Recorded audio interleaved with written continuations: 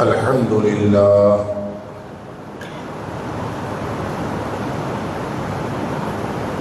الحمد لله الذي لم يتخذ ولدا ولم يكن له شريك في الملك ولم يكن له ولي من الذل وكبره تكبيرا. الحمد لله نحمده ونستعينه ونستغفره ونؤمن به ونتوكل عليه ونعوذ بالله من شرور أنفسنا ومن سيئات أعمالنا. من يهده الله فلا مضل له ومن يضلل فلا هادي له. وأشهد أن لا إله إلا الله وحده لا شريك له وأشهد أن محمدا عبده ورسوله صلى الله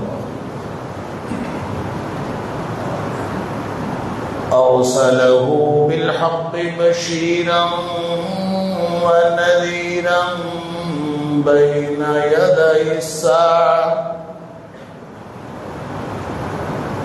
فمن يطع الله ورسوله فقد رشد واهتدى ومن يعص الله ورسوله فقد ضل وغوى. فإنه لا يضر إلا نفسه ولا يضر الله شيئا.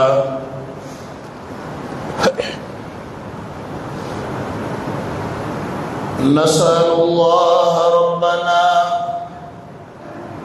أن يجعلنا ممن يطيعه ويطيع رسوله ويتبع رضوانه ويجتنب سخطه. فإنما نحن به وله. أما بعد فإن خير الحديث كتاب الله وخير الهدي هدي محمد صلى الله عليه وآله وسلم. وشر الأمور محدثاتها وكل محدثة بدعة وكل بدعة ضلالة وكل ضلالة في النار. فأعوذ بالله السميع العليم من الشيطان الرجيم من همزه ونفخه ونفثه. بسم الله الرحمن الرحيم. تلك أمة قد خلت تلك أمة قد خلت لها ما كسبت لها ما كسبت ولكم ما كسبتم ولا تسألون عما كانوا يعملون.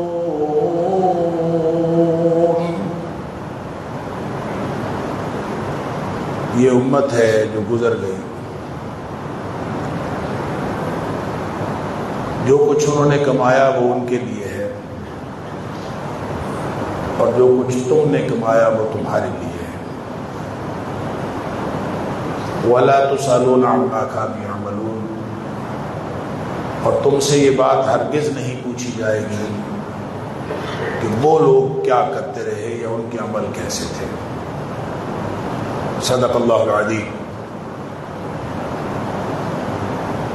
تاریخ اور تاریخ کے واقعات کا تسلسل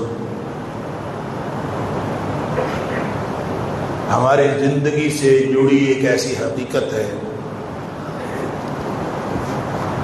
جس سے نہ ہم نظریں چرا سکتے ہیں، نہ ہم اس سے پیچھا چھڑا سکتے ہیں، اور نہ ہی پیچھا چھڑایا جانا مقصود ہے. لیکن یہ بات کسی وقت بھی ذہن سے محو نہیں ہونی چاہیے کہ تاریخ ایمان رکھنے کی چیز نہیں ہے.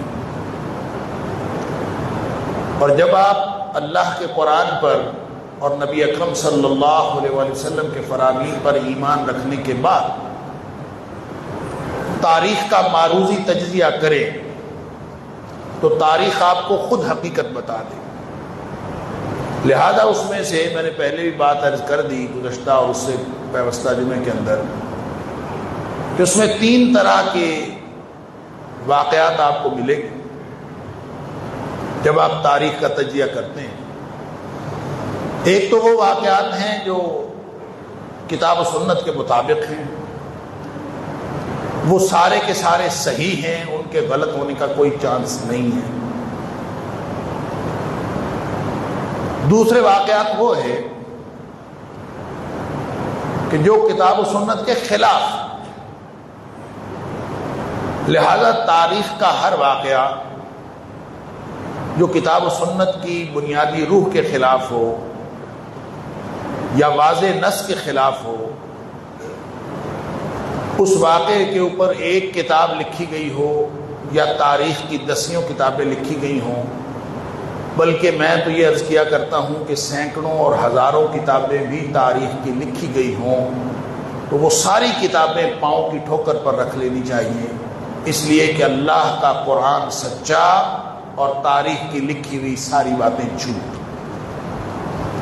تیسری قسم کے واقعات وہ ہیں کہ جن کے بارے میں نہ کتاب و سنت میں کوئی رہنمائی دی گئی ہے، نہ اس کا کوئی تذکرہ کیا گیا ہے، لیکن تاریخ اس کا تذکرہ کرتی ہے، تو اس کے صحیح اور غلط ہونے کے برابر چانسز ہیں. 50-50 چانسز ہیں. ہو سکتا ہے وہ صحیح ہوں، ہو سکتا ہے غلط ہوں. لہذا اس کے بارے میں آپ کو بھی اجازت ہے، آپ جو بھی نقطہ نظر رکھنا چاہیں رکھ سکتے ہیں، کوئی حرج نہیں. لیکن تاریخ کی کوئی ایسی بات یا کوئی ایسا واقعہ یا کوئی ایسا طرز عمل تاریخ کا جو واضح طور پر اللہ کے قرآن کے خلاف ہو، اس کو آپ اپنے دین کا حصہ بنا لیں، اس سے بڑا اور کوئی ظلم نہیں ہو سکتا. مثال کے طور پر یہ بات میں نے بہت تاکید کے ساتھ پہلے بھی عرض کی ہے کہ اللہ کا قرآن کہے کہ صحابی سارے سچے، اللہ کا قرآن کہے کہ ان سب سے اللہ راضی ہو گیا ہے، اللہ کا قرآن یہ کہے کہ یہ ایمان کا معیار ہے، اور تاریخ اگر یہ کہے کہ صحابہ کرام کے ایمان کے اندر کمزوری تھی یا ایمان درست نہیں تھا، یا ان کے دلوں کو خالی از ایمان قرار دے اور مختلف صحابہ کے اوپر مختلف الزامات لگائے، تو اس کا مطلب یہ ہوا کہ تاریخ جو بات کہہ رہی ہے وہ جھوٹ ہے، اس کے اوپر کسی بات پر اعتبار نہیں کیا جا سکتا. قرآن کہے کہ اولئک هم الصادقون، یہ سچے لوگ ہیں، اور تاریخ کہے کہ ان میں سے کچھ لوگوں نے جھوٹ بولا تھا، اس کا مطلب ہے تاریخ جھوٹ بولتی ہے، قرآن سچا ہے، تاریخ جھوٹ بولتی ہے. لہذا جب ان اصولوں کو سامنے رکھ کے کتاب و سنت پر اپنا ایمان رکھتے ہوئے جب آپ تاریخ کا معروضی تجزیہ کریں گے تو تاریخ آپ کو خود بتا دے گی کہ کیا صحیح ہے اور کیا غلط ہے. تو گزشتہ جمعے میں یہ بات جہاں ہماری بات پہنچی تھی، میں یہ عرض کر رہا تھا کہ حضرت عثمان غنی رضی اللہ تعالیٰ عنہ کے خلاف جو سب سے پہلا عملی اقدام ہوا ہے وہ کوفہ سے ہوا.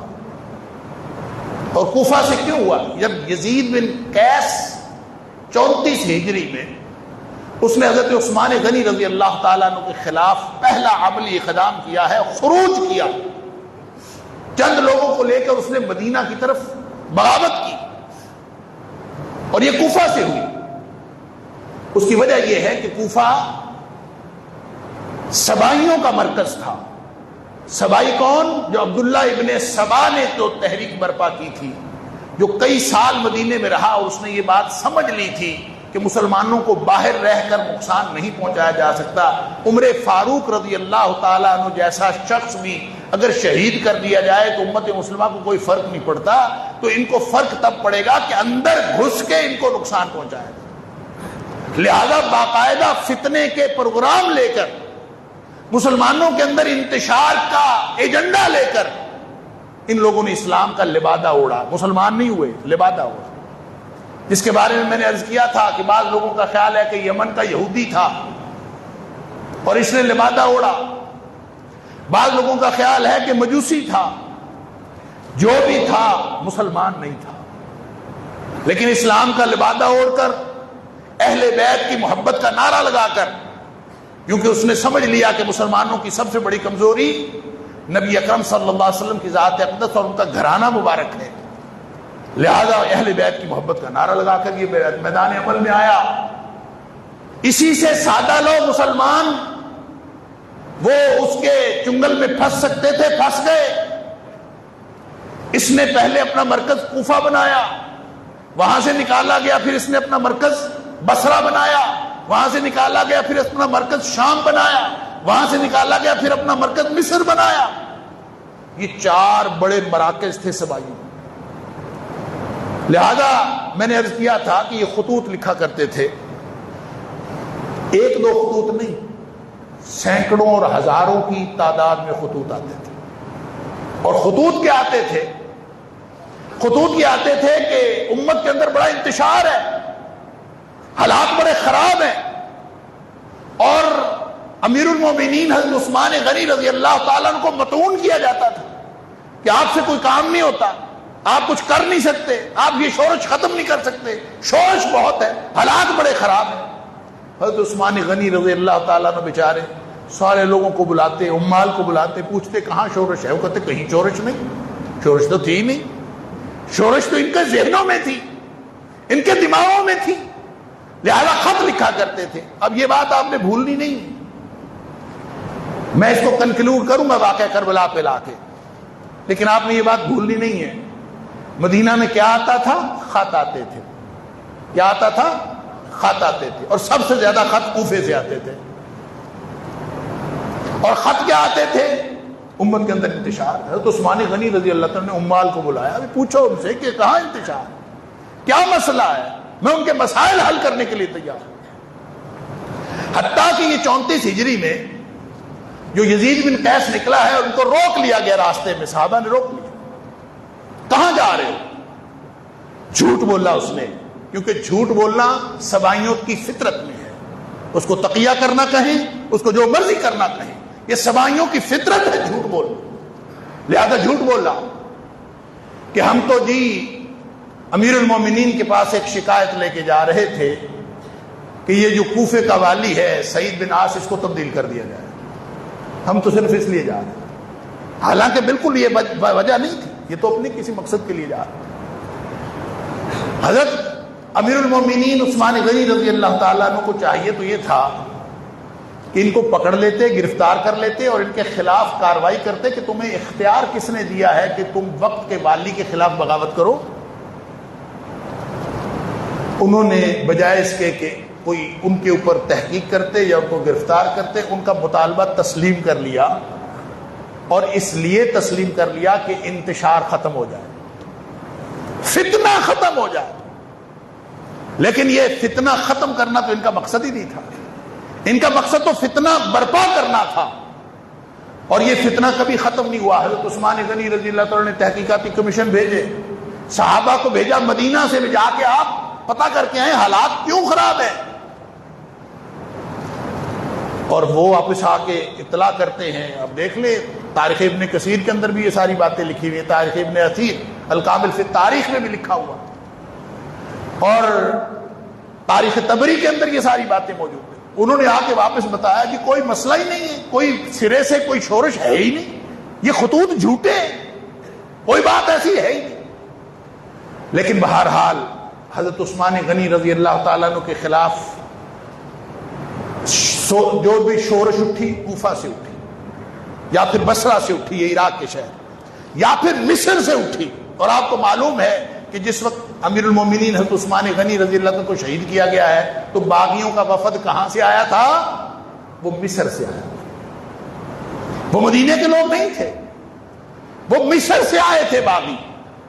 لہذا اس کے اندر بھی آگے کئی تفصیلات ہیں, میں ان کو سکپ کرتا ہوں, ہم تھوڑا آگے بڑھے.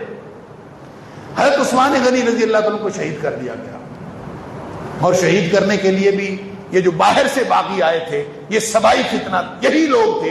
ابن سبا خود اس میں شامل تھا. ان سب لوگوں نے مدینے کا محاصرہ کیا, نبی حضرت عثمان غنی رضی اللہ عنہ کے گھر کا محاصرہ کیا. 40 دن یہ محاصرہ جاری رہا. اس موقع پر جو مخلص صحابہ کرام تھے, جس میں حضرت حسنین کریمین شامل تھے, جس میں حضرت علی رضی اللہ تعالی عنہ شامل تھے, یہ بڑے بڑے جلیل القدر صحابہ کرام مدینہ منورہ کے اندر موجود تھے. انہوں نے حضرت عثمان غنی رضی اللہ تعالیٰ عنہ کے گھر کی حفاظت کرنے کی کوشش کی ہے. انہوں نے کہا کہ ہم تلواریں نکالتے ہیں, ہم باغیوں کو نکال باہر کرتے ہیں. لیکن حضرت عثمان غنی رضی اللہ تعالیٰ نے فرمایا میں مدینے کی حرمت کو پامال نہیں کرنا چاہتا, میں ان میں سے نہیں ہونا چاہتا کہ جن کے بارے میں نبی پاک صلی اللہ علیہ وسلم فرمایا تھا کہ بڑے بدبخت اور عذاب کے مستحق ہیں وہ لوگ جو مدینے کی حرمت پامال کریں. میں ان میں سے نہیں ہونا چاہتا. تو پھر باغی کہتے ہیں آپ سلطنت چھوڑ دیجیے, آپ خلافت چھوڑ دیجیے. باغی کہتے ہیں خلافت چھوڑ دیجیے. دو ہی راستے تھے, یا مرنے کے لیے تیار ہو جائیے یا پھر یہ خلافت چھوڑ دیجیے. سبحان اللہ.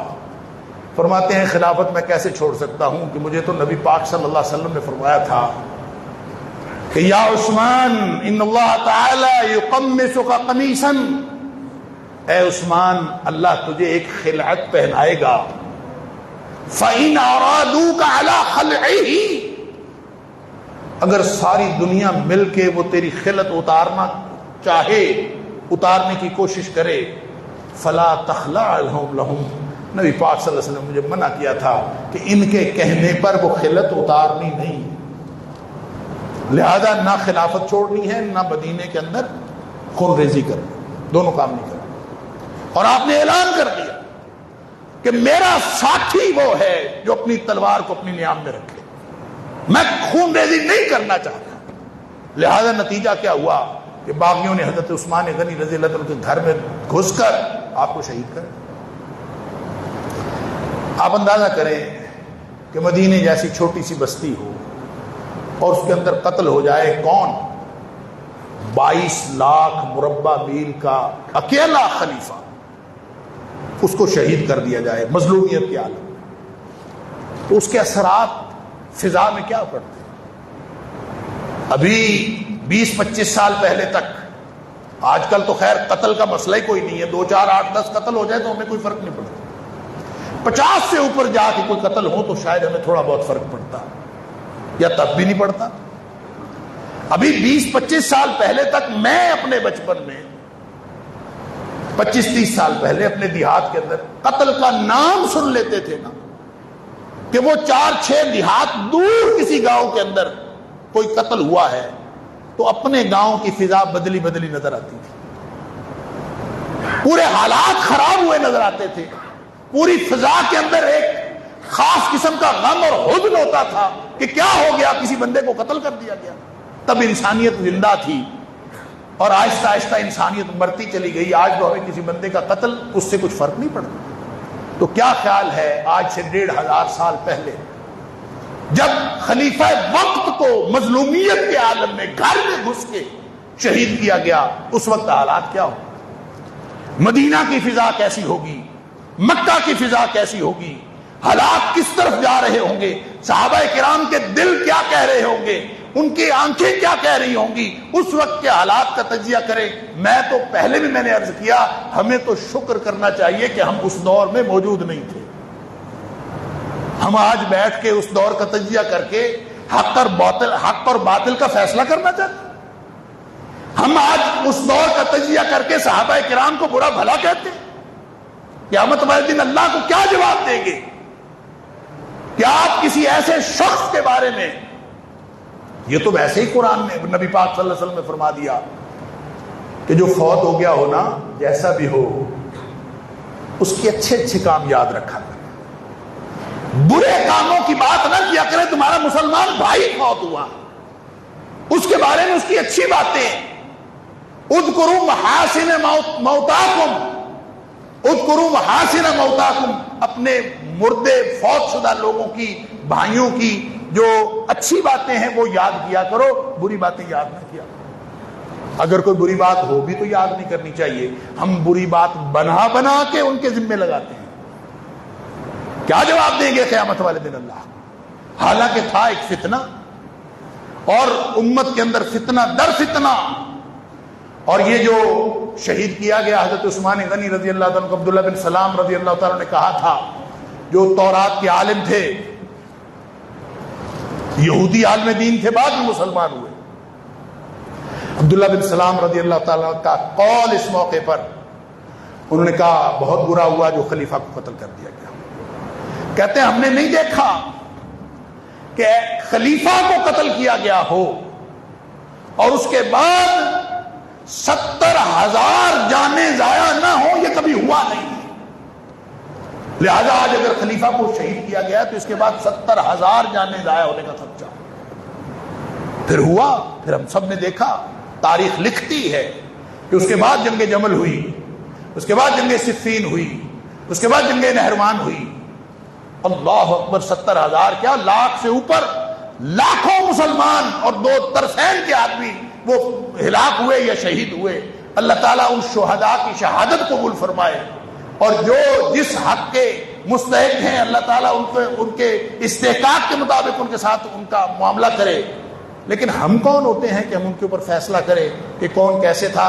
لیکن تاریخ آپ کو بتاتی ہے، اگر آپ کا ایمان کتاب و سنت پر ہو تو تاریخ آپ کو بتاتی ہے کہ اصل کنڈی کس نے کھولنی تھی، دشمن کون تھا، اسلام کا لبادہ اوڑھ کے مسلمانوں کو نقصان کس نے پہنچایا، اور فتنہ برپا کرنے والے کون۔ میں نے عرض کیا کہ یہ فتنہ برپا کرنے والے یہ صرف حضرت علی رضی اللہ تعالیٰ کے ساتھ نہیں تھے۔ مدینہ کے اندر حالات جو بھی تھے، انہوں نے جا کے حضرت علی رضی اللہ تعالیٰ سے کہا کہ آپ ہمارے خلیفہ بن جائیں۔ اور بھی صحابہ کرام کے پاس گئے، سب نے انکار کیا، ان حالات میں ہم نہیں خلافت قبول نہیں کرتے۔ حضرت علی رضی اللہ تعالیٰ کے پاس 2 دفعہ گئے، 3 دفعہ گئے، پھر انہوں نے دھمکی دی ہے، تاریخ میں پڑھ لیجیے جا کے، انہوں نے دھمکی دی ہے۔ انہوں نے کہا حضرت علی رضی اللہ تعالیٰ عنہ سے کہ اگر آپ ہمارے خلیفہ نہیں بنتے تو ہم مدینہ کے اندر سر عام خون ریزی کریں گے۔ پہلے تو ہم نے صرف خلیفہ کو شہید کیا ہے، اب ہم عام خون ریزی کریں گے۔ اگر آپ ہمارے خلیفہ بنتے ہیں تو ٹھیک ہے، نہیں تو ہم عام خون ریزی کریں گے۔ حضرت علی رضی اللہ تعالیٰ عنہ نے ان کو روکا، آپ نے خلافت قبول فرمائی، بیعت لی، اور اس کے بعد مدینہ کے اندر جتنے جلیل القدر صحابہ موجود تھے سب نے حضرت علی رضی اللہ عنہ کی بیعت کی۔ اما عائشہ صدیقہ رضی اللہ تعالیٰ عنہ، حضرت طلحہ رضی اللہ تعالیٰ عنہ، حضرت زبیر رضی اللہ عنہ، یہ حج پہ گئے ہوئے تھے۔ ذی الحج کی بات ہے، 18 ذی الحج کا معاملہ ہے، وہ حج پہ گئے ہوئے تھے۔ خبریں وہاں بھی پہنچی۔ خبریں کیا پہنچی کہ مدینے کے اوپر باغیوں کا قبضہ ہے۔ مدینے کے اوپر کس کا قبضہ ہے؟ باغیوں۔ انہوں نے شہید کیا حضرت عثمان غنی رضی اللہ، اور ان باغیوں کے مقابلے میں حضرت علی رضی اللہ تعالیٰ عنہ بھی بے بس ہیں۔ آپ اندازہ کریں، آپ ہوں یا میں ہوں یا کوئی بھی ہو، اس تک یہ خبر پہنچے وہ کیا کرے؟ وہ اصلاح کا کوئی کام کرے گا، وہ کوشش کرے گا کہ امت کے اندر جو فتنہ پھیلا ہے کسی طور پہ ختم ہو جائے۔ لہذا حضرت عائشہ صدیقہ رضی اللہ تعالی عنہا نے وہاں مشورہ کیا. مشورہ دینے والے کون تھے؟ مخلص صحابہ کرام بھی تھے اور کچھ آپ کے ساتھ سبائی بھی تھے. فتنہ پرور لوگ آپ کے ساتھ بھی تھے. اس کا بھی میں عرض کرتا ہوں، آپ اگر تاریخ کو پڑھتے جائیں، تاریخ خود جستا جستا آپ کو بتاتی جائے گی کہ صرف حضرت علی رضی اللہ تعالیٰ عنہ کے ساتھ نہیں تھے لوگ، سبائی فتنے کے لوگ اور مسلمانوں میں فتنہ پھیلانے والے لوگ وہ صرف حضرت علی رضی اللہ تعالیٰ عنہ کے ساتھ نہیں تھے، وہ حضرت امیر معاویہ رضی اللہ تعالیٰ عنہ کے ساتھ بھی تھے، وہ حضرت عائشہ صدیقہ رضی اللہ تعالیٰ عنہ کے ساتھ بھی تھے، کیونکہ ان کا پروگرام تھا کہ امت میں فتنہ ڈالنا ہے، کامیاب رہے مسلمان. اللہ اکبر. اس پرآشوب دور میں ایک خلیفہ شہید کیے گئے، پھر اس کے بعد مظلومیت کے عالم میں مدینہ میں گھر میں گھس کے حضرت عثمان غنی رضی اللہ عنہ کو شہید کیا گیا. اللہ اکبر. بس پھر فتنے کی چکی چل پڑی، اور فتنے کی چکی جب چلتی ہے تو پھر کوئی سمجھ نہیں آتی. نبی پاک صلی اللہ علیہ وسلم کا وہ فرمان آپ نے سنا ہوگا مسلم شریف کے اندر کہ بادروا بالاعمال فتنا کقطع اللیل المظلم، اندھیری رات کی طرح چھا جانے والے فتنے آنے سے پہلے پہلے عمل کر لو. اس لیے کہ فتنہ جب آتا ہے تو اندھیری رات کی طرح چھا جاتا ہے، پھر آدمی کو پتہ نہیں چلتا کیا ہو رہا ہے کیا نہیں ہو رہا. نبی پاک صلی اللہ علیہ وسلم نے فرمایا اندھیری رات کی طرح چھا جانے والے فتنے آنے سے پہلے پہلے عمل کر لو. اس لیے کہ جب وہ فتنے آ گئے تو پھر حالات یہ ہوں گے کہ یصبح الرجل مؤمنا ویمسی کافرا. آدمی صبح مومن ہوگا، شام کو کافر ہوا پڑا، شام کو مومن ہوگا، صبح کافر ہوا پڑا ہوگا. اللہ اکبر.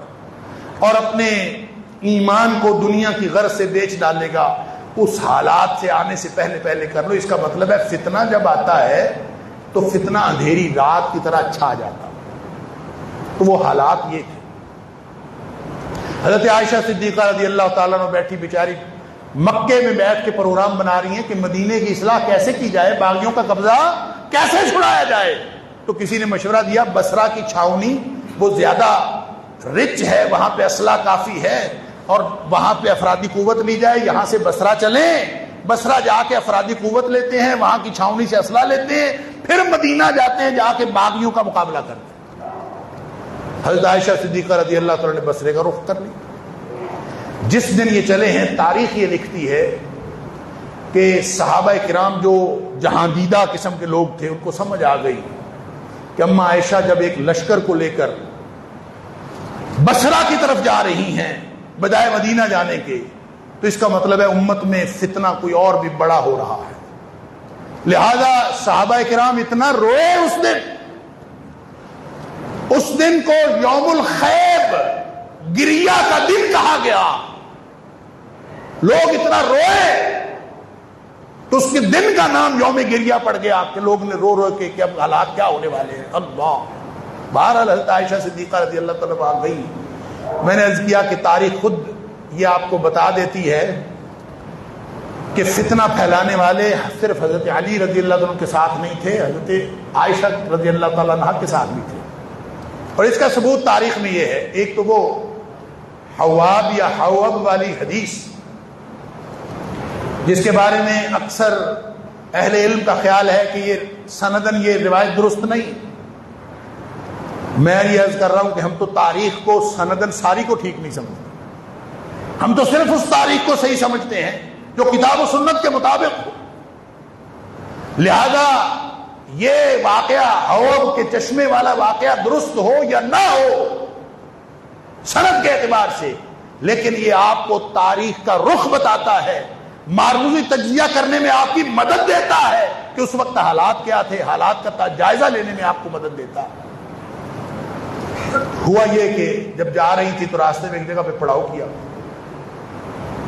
چشمہ تھا وہاں پڑاؤ کی. عام طور پہ اس وقت کے حالات میں جب پڑاؤ کیا جاتا تھا تو مناسب حالات دیکھ کے، چشمہ وغیرہ پانی وغیرہ دیکھ کے، تو وہاں کوئی معمول سے زیادہ کتے بھونکنے کی آواز آئی.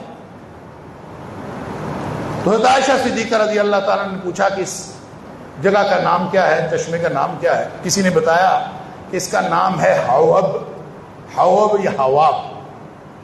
حواب کا چشمہ. فرماتی ہیں کہ مجھے بات یاد آ گئی کہ مجھے نبی پاک صلی اللہ علیہ وسلم نے فرمایا تھا کہ عائشہ تم ان لوگوں میں سے نہ ہونا جن کے اوپر حواب کے کتے بھونکیں گے. فرماتی مجھے بات یاد آئی اور اماں عائشہ نے پروگرام بنا لیا واپس چلتے, واپسی کا پروگرام بنا لیا. لیکن 60 لوگ تھے نا جو واپسی کرنے دینا نہیں چاہتے تھے. اماں عائشہ واپس چلی جاتی تو فتنے کا موقع ختم ہو جاتا, لیکن انہوں نے فتنہ یہ بھڑکانا تھا, اس کو اور زیادہ ابھی آگ لگانی تھی. لہذا تاریخ لکھتی ہے, جھوٹ ہے یہ سچ ہے, وہ تاریخ کے ذمے. تاریخ یعقوبی میں لکھا ہے اور بہت ساری تاریخوں کے اندر لکھا ہے کہ 40 لوگوں نے قسم اٹھائی. 40 لوگ جو حضرت عائشہ صدیقہ رضی اللہ عنہ کے لشکر میں تھے, انہوں نے قسم اٹھا کے کہا کہ یہ حواب کا چشمہ نہیں ہے, حالانکہ وہ حواب کا چشمہ تھا. میں تو حیران ہوتا ہوں کہ آج کے اس گئے گزرے جھوٹ کے دور میں, ہم اس وقت جھوٹ کی دنیا میں رہ رہے ہیں, جھوٹ کے دور میں رہ رہے ہیں. اب بھی آپ کو 40 جھوٹے اکٹھے کرنے پڑے نا, 2-4 جھوٹے تو اکٹھے ہو جاتے ہیں بڑے آرام سے, کیونکہ پیسے خرچے ہیں اور جھوٹے مل جاتے ہیں. جتنے مرضی آپ جھوٹے اکٹھے کر, لیکن 40 جھوٹے بیک وقت اکٹھے کرنے کے لیے خاصے پیسے چاہیے آج کے دور میں بھی. تو کیا خیال ہے اس دور کے بارے میں جس میں نبی پاک صلی اللہ علیہ وسلم نے فرمایا تھا خیر القرون قرنی ثم الذین یلونہم ثم الذین یلونہم. آپ نے فرمایا تھا بہترین زمانہ میرا زمانہ ہے, پھر اس کے بعد جو لوگ آئیں گے ان کا زمانہ ہے. تو صحابہ کا زمانہ اتنا گیا گزرا تھا کہ 40 جھوٹے نکل آئے اور انہوں نے جھوٹی قسم اٹھا دی. سمجھ لیجئے کہ یہ کام کوئی مسلمان نہیں کر سکتا, یہ کوئی ایسا شخص ہی کر سکتا ہے جس نے اسلام کا لبادہ اوڑھا ہو, اصل میں مسلمان نہ ہو.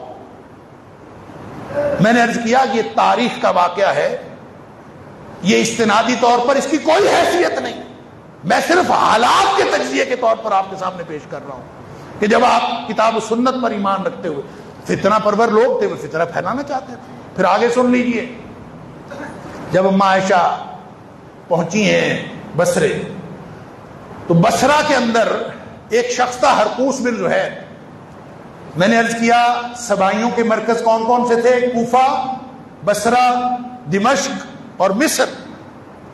تو بصرہ میں جو مرکز کا انچارج تھا, جو سرغنہ تھا سبائیوں کا, اسی گروہ کا, اس کا نام تھا حرقوس بن زہیر. تو گویا قاتلین عثمان یہ تھے نا, تو مسئلہ قاتلین عثمان کا تھا. حضرت عائشہ صدیقہ رضی اللہ تعالیٰ عنہا نے وہاں جا کے حرقوس بن زہیر کو گرفتار کر لیا. اب ذرا سمجھیں, حرقوس بن زہیر گرفتار ہوا, یہ قاتلین عثمان میں سے ہے.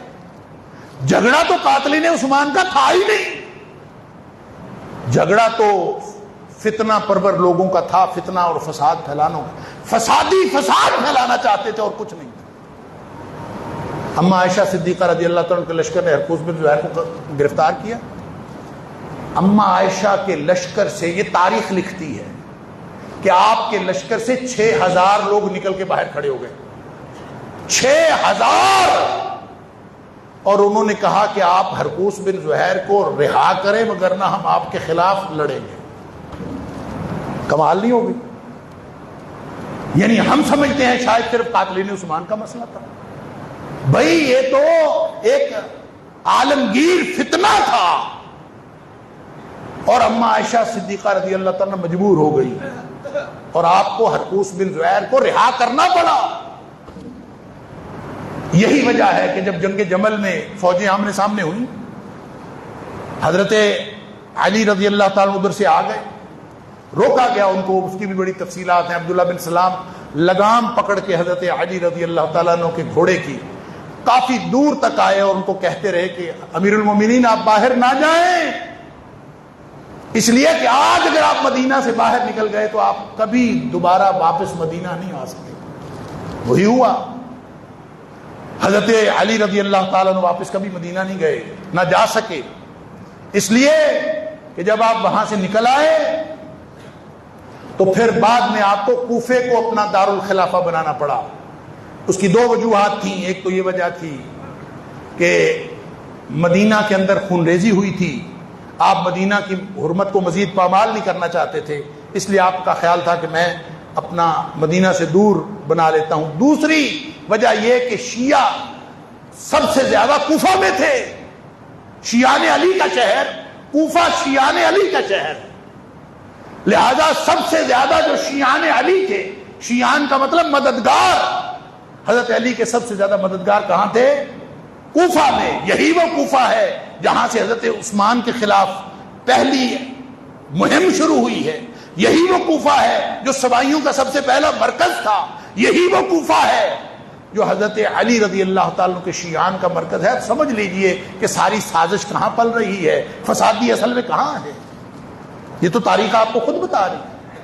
پھر آگے سن لیجئے، جب حضرت یہ جنگ جمل کے لیے فوجیں آمنے سامنے ہو گئیں، صحابی درمیان میں آئے، قعقاع بن عمر رضی اللہ تعالیٰ عنہ اور صحابی، انہوں نے آ کے طلحہ اور زبیر کو سمجھایا، ادھر حضرت علی کو سمجھایا، وہاں حضرت طلحہ اور زبیر کو سمجھاتے ہوئے، حضرت عائشہ کو سمجھاتے ہوئے جو سب سے بڑی دلیل انہوں نے دی تھی، انہوں نے کہا کہ اللہ کے بندو، تم حضرت علی کی بیعت کرو، حضرت علی کے ہاتھ مضبوط کرو، اور جب تک آپ ہاتھ مضبوط نہیں کرتے آپ بھی مجبور ہیں، وہ بھی مجبور ہیں، اور مضبوط کون ہے؟ قاتلین عثمان مضبوط. پھر انہوں نے مثال دی، انہوں نے کہا دیکھ لیں ہرقوس بن زہیر قاتلین عثمان کا سرغنہ ہے کہ نہیں؟ انہوں نے کہا ہے. انہوں نے کہا آپ کو چھوڑنا پڑا کہ نہیں؟ ان کا چھوڑنا پڑا. اس کا مطلب ہے وہ زیادہ مضبوط ہیں، آپ کمزور ہیں، لہذا آپ کو چاہیے کہ آپ حضرت علی رضی اللہ عنہ کی بیعت کر لیں. طلحہ رضی اللہ تعالیٰ عنہ کی سمجھ میں بھی بات آ گئی، زبیر رضی اللہ تعالیٰ عنہ کی سمجھ میں بھی بات آ گئی، عائشہ صدیقہ رضی اللہ تعالیٰ عنہ کی سمجھ میں بھی بات آ گئی. پروگرام بن گیا، ٹھیک ہے ہم حضرت علی کی بیعت کرنے کے لیے تیار. یہ تاریخ لکھتی ہے، یہ قرآن میں نہیں لکھا. تاریخ لکھتی ہے کہ پروگرام فائنل ہو گیا کہ ہم بیعت کر لیتے ہیں. جب حضرت علی سے جا کے گفتگو ہوئی کہ ٹھیک ہے بیعت صبح ہو جائے گی، وہ بیعت کرنے کے لیے تیار ہے، تو حضرت علی نے اعلان کیا، اللہ اکبر، آپ نے فرمایا الا وانی راحل غدا، لوگوں سن لو مسئلہ حل ہو گیا ہے، اب کل ہم واپس جا رہے ہیں. یہ تاریخ ابن اسیر کے الفاظ. حضرت علی اعلان فرما رہے الا وانی راحل غدا، لوگوں سن لو غور سے، مسئلہ حل ہو گیا، میں صبح واپس جا رہا ہوں. فارتحلوا، تم بھی سب واپس نکلو، اپنے اپنے گھروں کو جاؤ، مسئلہ حل ہو گیا. لیکن ساتھ فرمایا ولا يرتحلن معنا احد اعان على عثمان بشيء من امور الناس، ہمارے ساتھ کوئی ایک بھی بندہ وہ نہ جائے، ہمارے ساتھ نہ چلے جو ذرہ بھر بھی عثمان کی شہادت میں شریک تھا، جس کا ذرا بھی تعلق حضرت عثمان کی شہادت کے ساتھ ہے، وہ ہمارے ساتھ نہ جائے. اللہ اکبر. وَلْيُغْنِ السُّفَهَاءُ عَنِّي أَنفُسَهُمْ، میرا کوئی تعلق نہیں ایسے احمقوں کے ساتھ، میں کوئی ذمہ دار نہیں ان کا، وہ اپنی ذمہ داری لے، وہ نکلے، وہ الگ نکلے، وہ ہمارے ساتھ کوئی نہ جائے. اب صاف اعلان کر دیا کہ قاتلین عثمان کے ساتھ ہمارا کوئی تعلق نہیں، جس کا ذرا بھی تعلق ہے عثمان کی شہادت سے ہمارا ان کے ساتھ کوئی تعلق نہیں. اب اسی تاریخ ابن اسیر کو دیکھ لیجئے، ادھر حضرت علی نے اعلان کیا ہے کہ صبح ہم چلے جائیں گے، ادھر میٹنگ ہو گئی سودا، ابن سودا جو عبداللہ بن سبا تھا، سبائیوں کی میٹنگ آپس میں، ادھر والے بھی جو حضرت علی رضی اللہ تعالیٰ کے ساتھ تھے، اور ادھر والے بھی جو حضرت عائشہ صدیقہ رضی اللہ تعالیٰ، یہ سب رات کو ملے ہیں، آپس میں میٹنگ کی ہے. تاریخ ابن اسیر لکھتی ہے کہ ان کا مشورہ ہوا، اور مشورے میں انہوں نے پھر فائنل کیا. فائنل کیا کیا؟ فَإِن يَصْطَلِحُوا مَعَ عَلِيٍّ، اگر ان کی صلح ہو گئی علی کے ساتھ رضی اللہ عنہ، اب بدبخت خود حضرت علی کے ساتھ ہے اور چاہتا یہ ہے کہ علی کے ساتھ صلح نہ ہو، خود علی کے ساتھ ہے رضی اللہ عنہ. وہ بیعت کرنے کے لیے تیار ہوئے ہیں علی رضی اللہ تعالیٰ عنہ، لیکن وہ بدبخت چاہتا یہ نہیں ہے کہ یہ کیوں، وہ تو فتنہ چاہتا ہے، وہ تو فساد چاہتا ہے۔ اگر وہ بیعت کر لیں گے فتنہ ختم ہو جائے گا۔ لہذا الفاظ سنیے، وَإِن يَصْطَلِحُوا مَعَ عَلِيٍّ، اگر ان کی علی کے ساتھ صلح ہو گئی نا، فَعَلَى دِمَائِنَا، یہ ہمارے خون پر صلح ہونی ہے، مرنا ہم نے ہے، ان کی صلح ہونی ہے، مرنا ہم نے ہے، اس لیے کہ باغی تو ہم ہیں، ان میں سے تو کوئی باغی نہیں، فسادی ہم ہیں، ان میں سے تو کوئی فسادی نہیں، لہذا فَعَلَى دِمَائِنَا، یہ ہمارے خون پر صلح ہو رہی ہے، ہماری موت ہے، یہ صلح ہماری موت ہے۔ فَهَلُمُّوا بِنَا، آ جاؤ سارے اکٹھے ہو جاؤ، ادھر والے بھی ادھر والے بھی، سارے فسادی اکٹھے ہو جاؤ۔ نَاثِبُوا عَلَىٰ عَلِيٍّ، ہم جھپٹ پڑتے ہیں علی کے اوپر۔ فَنُلْحِقَهُ بِعُثْمَانَ، اس کو بھی ہم وہاں پہنچا دیں جہاں عثمان کو پہنچایا، اب علی کو بھی، بلکہ ایک روایت میں ہے فَنَاثِبُوا عَلَىٰ عَلِيٍّ وَطَلْحَةٍ، ہم جھپٹا مارتے ہیں، ہم حملہ کرتے ہیں علی رضی اللہ تعالیٰ عنہ کے اوپر اور طلحہ رضی اللہ تعالیٰ عنہ کے اوپر۔ فَنُلْحِقَهُمَا بِعُثْمَانَ، ہم ان دونوں کو بھی وہاں پہنچا دیتے ہیں جہاں ہم نے عثمان کو پہنچایا۔ کیا ہوگا اس سے؟ خود تاریخ کے الفاظ، تاریخ ابن اسیر، اللہ، وہ کہتے ہیں کہ انہوں نے کہا فَتَعُودَ فِتْنَةٌ، جب ہم یہ کریں گے فتنہ واپس آ جائے گا، جو فتنہ ہم چاہتے ہیں وہ فتنہ واپس، فَتَعُودَ فِتْنَةٌ، فتنہ واپس لوٹ آئے گا، یُرْغَى مِنَّا فِيهَا بِالسُّکُونِ، اس فتنے کے اندر ہم سکون سے رہیں گے، فتنہ نہ ہوا تو ہمارے لیے کوئی سکون نہیں ہے۔ امت مسلمہ کا اتحاد ہوا تو ہم مارے گئے، امت مسلمہ کے اندر فتنہ پھیلے گا تو ہمارے لیے سکون کب آئے گا؟ اندازہ کیجئے، یہ ہے وہ ہماری تاریخ۔ ہم تو نہ اس میں، یہ میرا ایمان ہے کہ نہ علی رضی اللہ تعالیٰ عنہ قصوروار ہیں، نہ عائشہ صدیقہ رضی اللہ تعالیٰ عنہ قصوروار۔ فسادیوں نے فساد پھیلایا تھا، جنگ ہو گئی، لہذا انہوں نے جنگ جو کروائی وہ اسی طرح کی، آدھے ادھر تھے آدھے ادھر تھے، ادھر والوں نے ان کے اوپر تیر اندازی شروع کر دی، ادھر والوں نے ادھر تیر اندازی شروع کر دی، صبح صبح۔ لہذا انہوں نے سمجھا علی کے لشکر نے بدعہدی کی ہے، علی کے لشکر نے سمجھا بصرہ والے لشکر نے بدعہدی کی ہے، لڑائی ہو گئی، لڑائی کے بعد کون پوچھتا ہے کہ کس نے بدعہدی کی تھی کس نے نہیں کی تھی، فتنہ پھیل گیا، یہی وہ چاہتے تھے اور فتنہ پھیلتا گیا۔ اللہ اکبر۔ خیال تھا کہ آج میں یہ معروضی تجزیہ کرتا ہوا واقعہ کربلا تک پہنچا کے موضوع کو ختم کر لوں گا، وقت ہو گیا۔ اللہ کی توفیق سے انشاءاللہ اس کو مکمل کریں گے اگلے جمعے۔